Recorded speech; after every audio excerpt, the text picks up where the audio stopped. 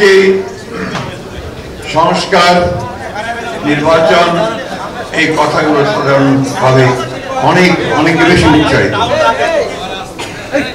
আপনারা যদি কথা বলেন তাতে আমাদের কথা বলা দরকার হয় না ভাই। এই বিষয়গুলো আমরা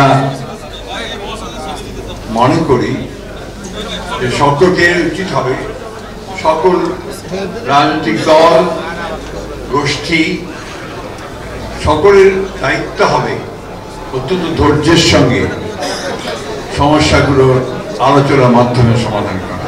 প্রতিদিন এই সংস্কারের বিষয়গুলো নিয়ে সরকার যে সংস্কার কমিশন গঠন করেছেন সেই সংস্কার কমিশনগুলোর সঙ্গে বৈঠকে বসছেন।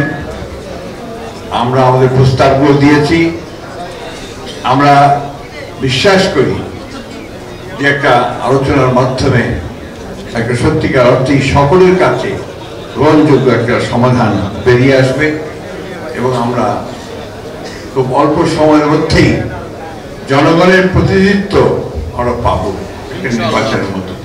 দেখতে হবে যে আমাদের সংগ্রাম এখনো শেষ হয়নি। যে কথা আমাদের খান ভাই বলেছেন, আমরা কিন্তু এখনো সেই গণতান্ত্রিক উত্তরণ আমাদের হয়নি। আমরা নির্বাচনের মধ্য দিয়ে একটা নির্বাচিত সরকার বা পার্লামেন্ট এখনো পাইনি।